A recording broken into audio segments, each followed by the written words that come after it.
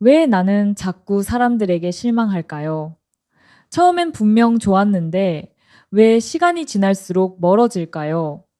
그 사람이 변한 걸까요? 아니면 내가 변한 걸까요? 아니면 처음부터 내가 본 건 그 사람이 아니었던 걸까요? 누군가를 처음 만날 때의 그 설렘을 기억하시나요? 새로운 친구, 새로운 연인, 새로운 동료. 그 사람과의 대화가 기다려지고 그 사람이 보낸 메시지에 가슴이 뛰고 함께 있을 시간을 상상하며 미소 짓던 그 순간들. 그때 우리는 그 사람을 정말로 좋아했던 거겠죠. 진심으로. 그런데 이상한 일이 일어납니다. 몇 주가 지나고 몇 달이 지나면서 조금씩 뭔가 어긋나기 시작해요. 그 사람의 말투가 갑자기 차갑게 느껴지고 행동이 무신경해 보이고 나를 배려하지 않는 것 같고 처음엔 이해심 많고 다정했던 사람이 어느새 이기적이고 무감각한 사람으로 보이기 시작합니다. 그리고 우리는 생각하죠. 이 사람 원래 이런 사람이었나? 처음엔 왜 몰랐을까? 나를 속인 건가? 하지만 정말로 그 사람이 변한 걸까요? 대부분의 경우 그 사람은 처음부터 지금과 똑같은 사람이었어요. 변한 건 그 사람이 아니라 내가 그 사람을 보는 방식이었죠. 더 정확히 말하면 내가 그 사람에게 씌워놓았던 환상이 걷히기 시작한 거예요. 우리는 누군가를 처음 만날 때 그 사람을 있는 그대로 보지 않아요. 그럴 수가 없죠. 아직 그 사람에 대해 아는 게 별로 없으니까요. 그래서 우리는 그 빈자리를 채워 넣습니다. 내가 원하는 모습으로, 내가 바라는 이미지로, 내가 필요로 하는 사람으로 그 사람이 보여준 몇 가지 단편들을 가지고 하나의 완전한 그림을 그려내요. 그리고 그 그림을 사실이라고 믿어버립니다. 심리학에서는 이걸 투사라고 부릅니다. 내 안에 있는 무언가를 상대에게 던져놓고 그게 마치 상대의 본래 모습인 것처럼 착각하는 거죠. 내가 외로웠다면 그 사람을 따뜻한 사람으로 보고 내가 인정받고 싶었다면 그 사람을 나를 이해해주는 사람으로 보고 내가 사랑에 굶주려 있었다면 그 사람을 운명의 상대로 봅니다. 연애 초반을 떠올려 보세요. 그 사람이 보낸 짧은 메시지 하나에도 온갖 의미를 부여하던 때 잘 자라는 두 글자에서 애정을 읽어내고 오늘 뭐 했어?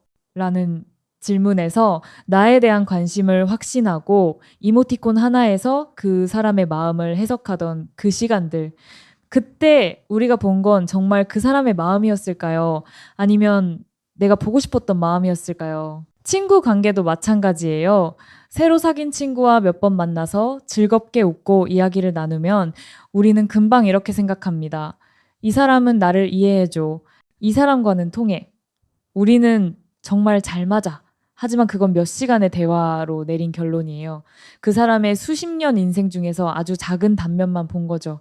그런데 우리는 그 작은 조각으로 전체 퍼즐을 완성해버립니다. 그리고 시간이 지나면서 진짜 그 사람의 모습이 조금씩 드러나기 시작해요. 그 사람도 피곤할 때가 있고, 기분이 안 좋을 때가 있고, 나만 생각할 수 없는 자기만의 사정이 있고, 내가 바라는 대로 행동하지 않을 때도 있다는 걸 알게 되죠. 그 사람에게도 단점이 있고, 약점이 있고, 이기적인 순간들이 있다는 걸 발견합니다. 그 순간 우리는 배신감을 느껴요. 이 사람이 이럴 줄 몰랐어. 처음엔 안 그랬는데. 하지만 사실 그 사람은 처음부터 그런 사람이었어요. 완벽하지 않은, 한계가 있는, 때로는 실수하고, 때로는 이기적인, 그냥 평범한 한 사람. 변한 건 그 사람이 아니라 내가 그 사람에게 더 씌워 놓았던 이상적인 이미지가 벗겨진 거예요. 이런 일이 반복되면 어떻게 될까요?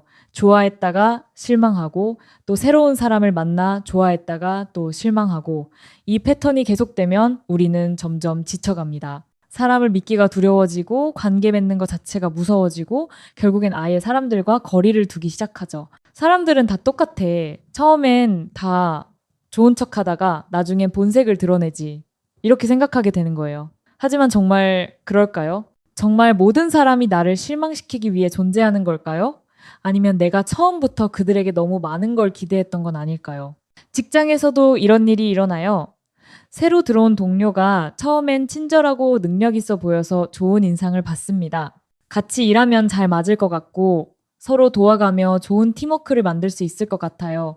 그런데 몇 달이 지나면서 그 사람의 다른 면들이 보이기 시작합니다. 생각보다 꼼꼼하지 않고 약속 시간을 잘 안 지키고 본인 일만 신경 쓰고 그러면 우리는 실망합니다. 처음엔 그렇게 좋아 보이더니 하지만 생각해보면 그 사람도 처음엔 좋은 모습을 보이려고 노력했을 거예요. 새로운 환경에서 적응하려고 좋은 인상을 주려고 그리고 시간이 지나면서 자연스럽게 원래의 자기 모습으로 돌아간 거죠. 그게 나쁜 건 아니에요. 그냥 인간적인 거예요. 우리도 마찬가지잖아요. 처음엔 최선을 다해 좋은 모습을 보이지만 시간이 지나면 편해지면서 본래의 모습을 드러내게 되니까요. 문제는 우리가 처음 본 그 최선의 모습을 그 사람의 기본값으로 착각한다는 거예요. 그리고 그 사람이 항상 그렇게 행동해 주길 기대하죠. 하지만 아무도 24시간 최선의 모습으로만 살 수는 없어요. 그건 우리 자신도 마찬가지고요. 가족 관계는 더 복잡합니다. 가족이니까 당연히 나를 이해해 줄 거라고, 무조건적으로 내 편이 되어 줄 거라고, 내가 원하는 걸 알아서 해 줄 거라고 기대하죠. 그런데 가족도 결국 다른 인격을 가진 개별적인 사람이에요. 각자의 생각이 있고, 각자의 삶이 있고, 각자가 처한 상황이 있습니다. 부모님에게 섭섭할 때가 있어요. 내 마음을 몰라줄 때, 내가 필요로 하는 위로를 해주지 않을 때, 오히려 상처가 되는 말을 할 때, 그럴 때 우리는 생각하죠. 부모라면 당연히 이렇게 해줘야 하는 거 아니야? 하지만 부모님도 완벽한 사람이 아니에요. 그분들도 처음 부모가 되어본 거고, 그분들도 상처받고 지치고 힘들 때가 있어요. 그분들도 어떻게 해야 할지 모를 때가 많고요. 형제자매 관계도 비슷해요. 같은 부모 밑에서 자랐으니까 당연히 나를 제일 잘 이해해 줄 거라고 생각하지만 같은 환경에서 자랐어도 서로 다른 사람이 될 수 있어요. 각자 다른 경험을 하고 다른 방식으로 세상을 받아들이고 다른 가치관을 형성하죠. 그렇다면 우리는 어떻게 해야 할까요? 사람들에게 아예 기대를 하지 말아야 할까요? 관계를 맺지 말아야 할까요? 혼자 사는 게 차라리 나을까요? 그건 아니에요. 문제는 기대 자체가 아니라 현실적이지 않은 기대예요. 상대가 완벽하길 바라는 마음, 상대가 항상 내 기분을 맞춰주길 바라는 마음, 상대가 내 생각을 읽고 내가 원하는 걸 알아서 해주길 바라는 마음, 이런 기대들이 문제인 거죠. 사람을 있는 그대로 본다는 건 생각보다 어려운 일이에요. 우리는 늘 필터를 통해 세상을 보거든요. 내 경험으로 만들어진 필터, 내 욕구로 색칠된 필터, 내 두려움으로 왜곡된 필터. 그 필터를 통해 사람을 보면 그 사람의 진짜 모습은 보이지 않아요. 누군가와 친해지고 싶다면 그 사람이 내 기대에 맞는 사람인지를 확인하려 하지 말고 그 사람이 실제로 어떤 사람인지를 알아가려고 해야 해요. 그 사람의 장점뿐만 아니라 단점도, 강점뿐만 아니라 약점도, 좋은 면뿐만 아니라 불편한 면도 함께 보려고 노력해야 하죠. 그리고 가장 중요한 건 그 사람도 나처럼 불완전한 인간이라는 걸 받아들이는 거예요. 그 사람도 실수하고 상처받고 때로는 이기적이고 때로는 무신경할 수 있다는 걸, 그게 그 사람이 나쁜 사람이어서가 아니라 그냥 인간이기 때문이라는 걸, 상대를 있는 그대로 본다는 건 상대의 모든 걸 좋아하라는 뜻이 아니에요. 상대의 단점을 보고도 그걸 받아들이라는 것도 아니고요. 그냥 상대가 실제로 어떤 사람인지를 정확히 보고 그 사람과 관계를 지속할 건지 말 건지를 현실적으로 판단하라는 거예요. 어떤 사람은 나와 잘 맞지 않을 수 있어요. 그건 그 사람이 나쁜 사람이어서도 아니고 내가 문제가 있어서도 아니에요. 그냥 서로 다른 사람이고 원하는 것도 다르고 소통 방식도 다른 거죠. 그럴 때는 억지로 관계를 유지하려고 애쓰기보다는 서로에게 맞는 사람을 찾는 게 나을 수 있어요. 반대로 어떤 사람은 단점이 있어도 함께 있고 싶은 사람일 수 있어요. 완벽하지 않지만 그 불완전함까지 포함해서 소중한 사람. 그럴 때는 내 환상을 버리고 진짜 그 사람을 사랑하는 연습을 해야 해요. 내가 만들어낸 이상적인 이미지가 아니라 실제로 내 앞에 있는 이 사람을, 이게 진짜 관계의 시작이에요. 환상이 깨지고 나서부터가 진짜 관계인 거죠. 그 전까지는 그냥 내가 만든 이미지를 사랑했던 거예요. 상대가 아니라 내 욕구의 투영을. 그래서 관계가 오래 지속되려면 시간이 필요한 거예요.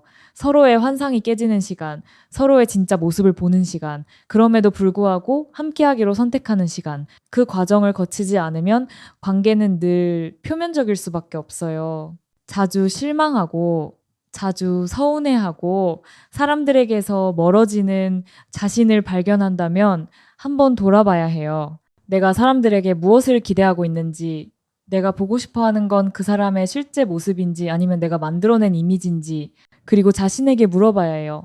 나는 상대에게 완벽을 요구하면서 나 자신은 완벽한 사람인가? 나는 상대가 내 기분을 맞춰주길 바라면서 나는 상대의 기분을 맞춰주려고 노력하고 있는가? 나는 상대가 변하지 않길 바라면서 나 자신은 항상 일관된 모습을 보이고 있는가? 결국 우리가 사람들에게 실망하는 이유는 그 사람들이 내 기대에 부응하지 못해서가 아니라 내 기대가 현실과 동떨어져 있었기 때문인 경우가 많아요. 내가 원하는 완벽한 친구, 완벽한 연인, 완벽한 가족은 이 세상에 존재하지 않아요. 그런 사람은 내 상상 속에만 있어요. 상대를 있는 그대로 본다는 건 상대를 포기하는 게 아니에요. 오히려 그 반대예요. 진짜로 그 사람을 보기 시작하는 거예요.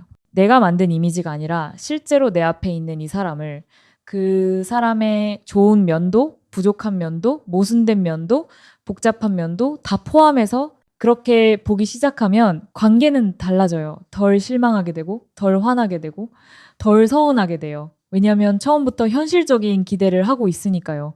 상대가 완벽하지 않다는 걸 알고 있고, 그럼에도 불구하고 함께하기로 선택한 거니까요. 그리고 아이러니하게도 내가 상대에게 덜 기대할수록 상대가 보여주는 작은 배려들이 더 소중하게 느껴져요. 당연하게 여기지 않게 되니까요. 이 사람은 이렇게 해줘야 해가 아니라 이 사람이 이렇게 해줬구나가 되는 거죠. 물론 쉽지 않아요. 우리는 평생 자기중심적으로 세상을 봐왔으니까요. 내 입장에서, 내 필요에서, 내 감정에서 모든 걸 해석하는데 익숙하니까요. 그걸 벗어나서 상대의 입장에서, 상대의 상황에서 생각한다는 건 의식적인 노력이 필요해요. 하지만 그 노력은 할 만한 가치가 있어요. 왜냐하면 그게 진짜 관계를 만드는 유일한 방법이니까요.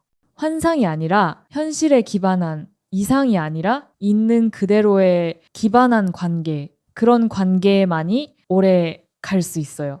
우리는 그 사람을 사랑한 게 아니라 그 사람에게 기대했던 내 상을 사랑했던 건지도 몰라요. 그 사람이 채워줄 거라고 믿었던 내 빈자리를 그 사람이 완성시켜줄 거라고 기대했던 내 삶을 하지만 아무도 우리를 대신 완성시켜줄 수 없어요. 그건 스스로 해야 하는 일이에요. 그러니 이제는 물어봐야 해요. 나는 정말로 이 사람을 보고 있는가? 아니면 내가 보고 싶은 이미지를 보고 있는 건가? 나는 이 사람과 진짜 관계를 맺고 있는가? 아니면 내가 만든 환상과 관계를 맺고 있는 건가? 그 답을 찾는 순간 관계는 달라지기 시작할 거예요. 더 진실하게, 더 깊이, 더 오래